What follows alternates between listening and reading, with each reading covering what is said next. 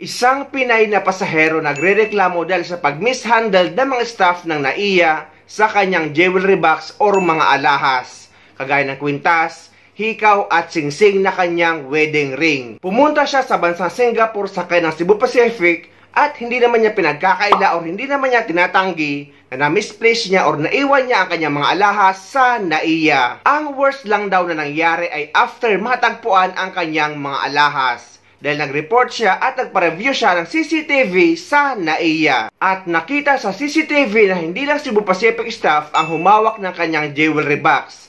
May iba't ibang airlines company staff na ang nakakita at nakahawak sa kanyang alahas. May staff pa nga daw na sinukat ito at naipasa nito sa ibang mga security personnel sa nasabing paliparan. Dito na daw pumapasok ang series ng mishandling ng mga staff ng NAIA.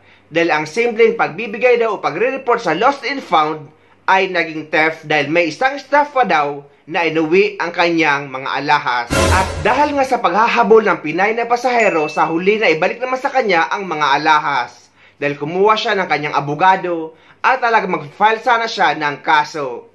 Ngunit dahil naibalik ito sa kanya ay hindi na siya mag-file ng kaso sa mga staff at sa mga security personnel. Pero ang NAIA or ang MIA ay magpapataw ng disciplinary action sa mga security personnel at sa mga involved na airlines company staff.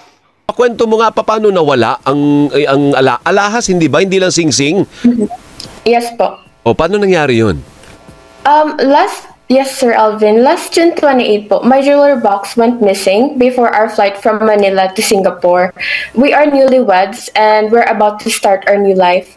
Inside the box were our wedding rings, 2 rings, my ring and my husband's, my diamond necklace, and my earrings. And I understand maybe it was left behind inside the aircraft or Changi Airport, but I reached out to them. Unfortunately, wala daw sa kanila yung item.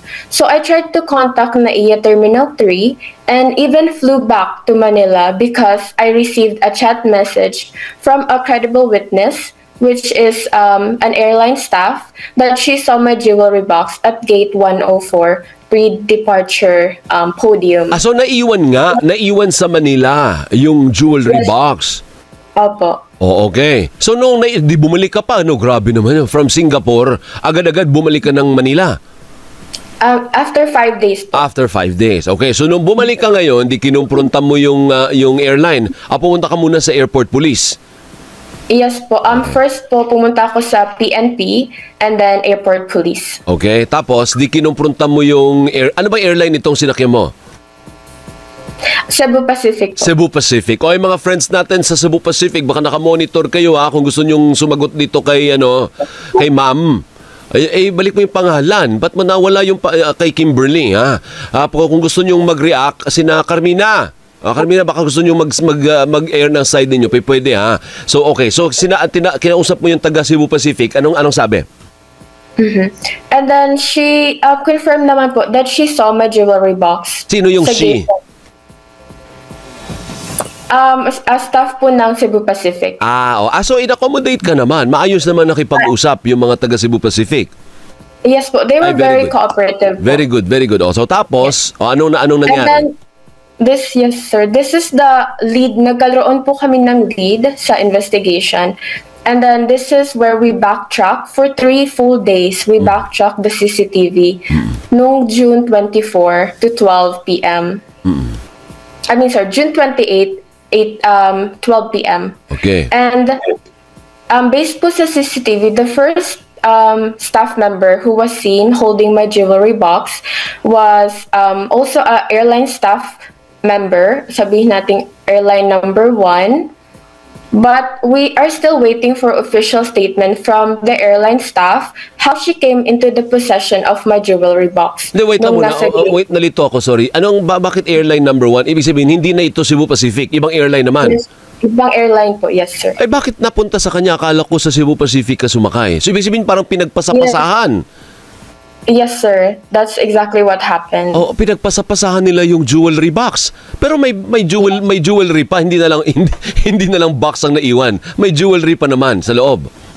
Yes, but during that time po nung we reviewed the CCTV footage and it showed that more than 10 airport staff member from different airline and security agencies have seen the item and passed it to the next staff. They opened it, they handled it. Yung iba hinawakan pa po and sinukat pa yung ring and yung earrings, but not a single one of them had the heart to return it to the lost and found office. Kaya nga, bakit ganun?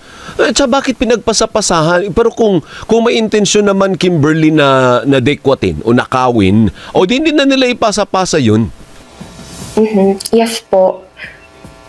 This is also very sad and heartbreaking for me because this is valuable items, our wedding rings, but instead it was passed around, it was stolen, it was neglected, like they mean nothing. So yung issue mo, Kimberly, yung issue mo ay hindi naman pagnanakaw, ibig sabihin nabalik naman sa'yo lahat ng jewelry mo.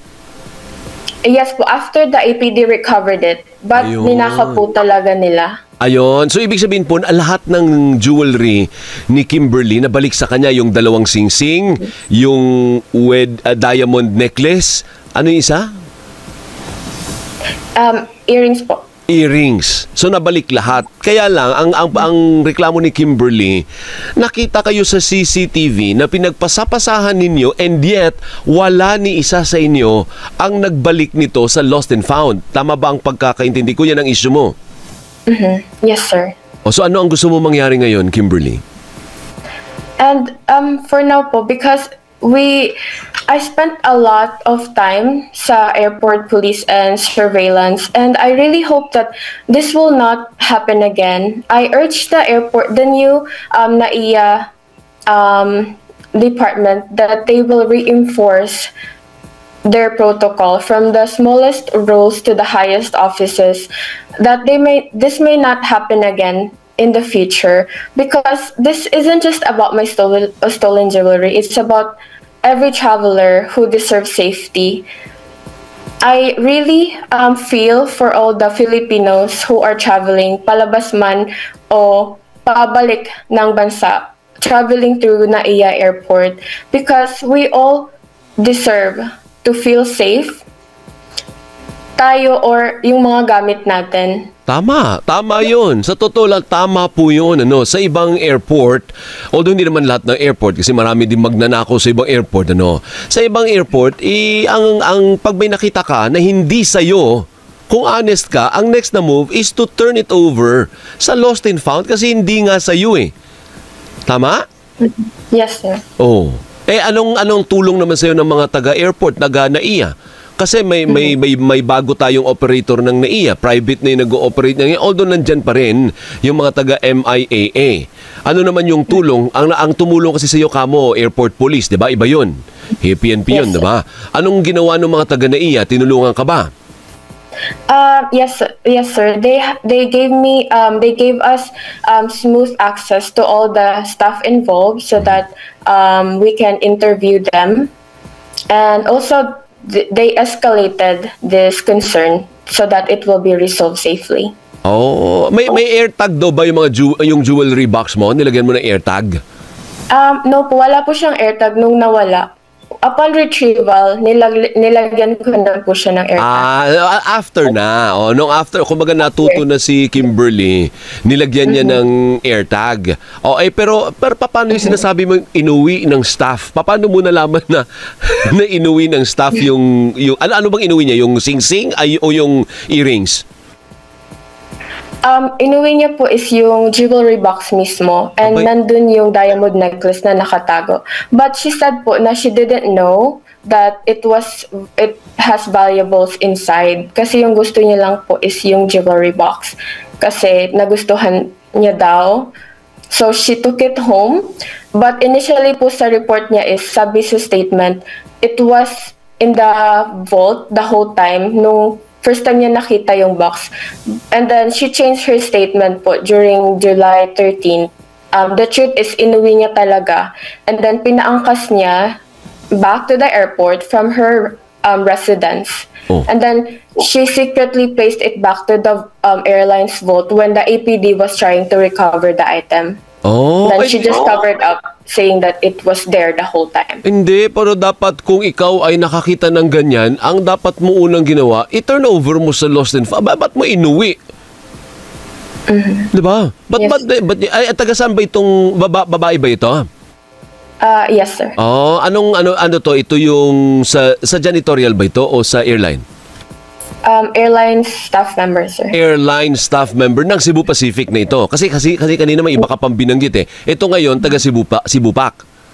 No, different airline Oh, staff different po. airline pa. Sabi siyo, may ibang airline na involve eh. At saka pinagpasapasahan po nila. At saka yung wedding rings, paano yung kwento mo, Kimberly, na may nag-message pa sa'yo na yan ay nakaipit o nakatape ikamo sa isang sulok ng naiya? Paano yun? Yes po. I received anonymous text message that my ring was placed under the table nung gate 104 podium kung saan nagsimula tong search namin. And nilagay niya daw po doon, but nagsorry naman siya through text, and that he or she learned her lesson. This anonymous sender is still yet to be identified. Grabe ano. So paano niya nalaman yung number mo? Siguro nung nagpapanik na, yung nagagalit na yung police na umamin kayo, siguro nag-guilty. Kaya nalaman niya yung number mo. Yes, sir. I actually gave my number to all the personnel nung nasa one room lahat ng involved, because I gave them within 24 hours. If they don't return the 2 rings, I will press charges against all of them, their airlines, and their agencies. And I will see them again in court, not with police, but with my lawyer and in the court. Nakakahiya po. Ano po?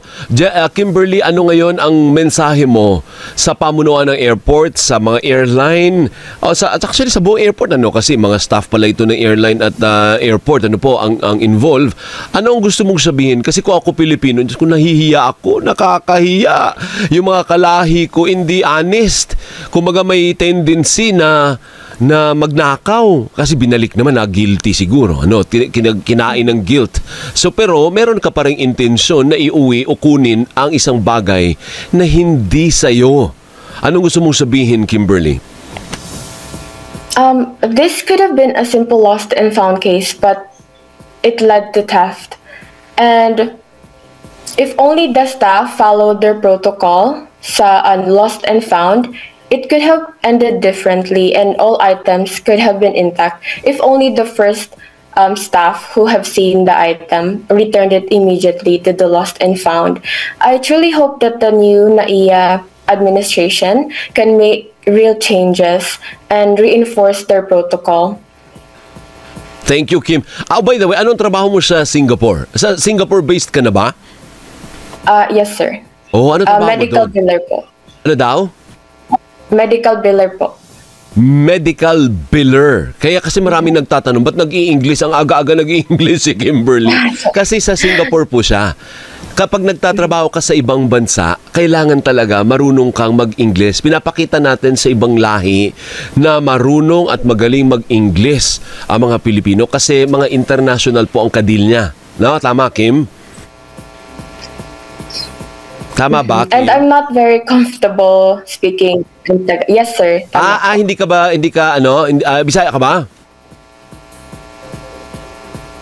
Bisaya Waray ka ba? po. Waray. Waray maupay. Yes po. From Katarman, Samar. From Katarman. Mabuhay ang mga taga Katarman, Samar. Ibig sabihin po niyan, pinaglaban niya kasi karapatan niya yan. Sayang din yung jewelry. Hindi siguro sa value, monetary value. Although kasali na rin yung monetary value. Pero may istorya yun eh. Para sa pamilya nila yun eh. Nagsisimula sila ng pamilya eh. Kaya dapat ilaban talaga, hindi ba, Kim? Yung asawa mo, nandun na rin sa Singapore. Yes, sir. Okay. So, babalik ka pa ng Singapore niyan?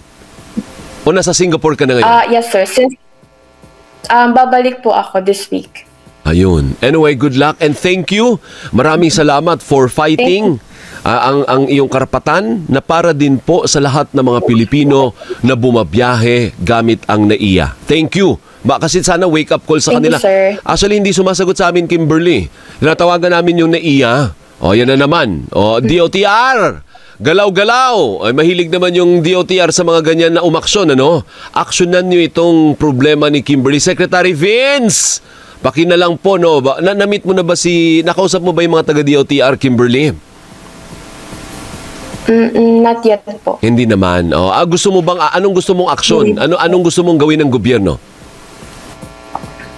I hope po na this won't happen again. If they can reinforce their protocol to all the employees ng NAIA Airport, because we all deserve to be safe here sa NAIA. Yan. Oy, teka muna, si Connie Bungag nagsasalita ka. Ano, Camille? Nag-message sa akin, sabi niya, good morning! Yung APD na minimension ni Miss Nakamura is MIAA Airport Police Department. O, pinasalamatan daw niya ang lahat ng tumulong as well as our CCTV personnel who stayed with her all throughout the 36 hours of viewing. So mga staff mo ba ito, Connie? O, tinulungan pala nung staff ni na Connie Bungag dyan sa airport eh. Tinulungan ka, Kimberly? Yes po, I'm very thankful for their help. Especially po the APD and surveillance team. Okay. Sige, salamat. Maraming salamat. Ang importante na ibalik na. Patingin nga, suot-suot mo na ba yung suot-suot mo na ba yung earrings na nawawala? O wala kang earring? Hindi po. Tinago ko na po. Tinago mo na. O, safe keep mo ha. Wag mo sing pinapatong-patong kung saan. Napatong mo ba? Tapos nakaligtaan mo? Nasa bag ko po siya. Nasa hand carry bag. Oh, ibig sabihin may nagnakaw sa hand carry bag mo? Ba't nawala? Yun po is still ongoing investigation po, and we're waiting for the statement nung first na nakahawak ng box. Okay. Akala ko naman parang na-misplace mo. Siguro na-excite ka, nalabas mo, napato mo, nakaligtaan mo. So hindi ganun? No po.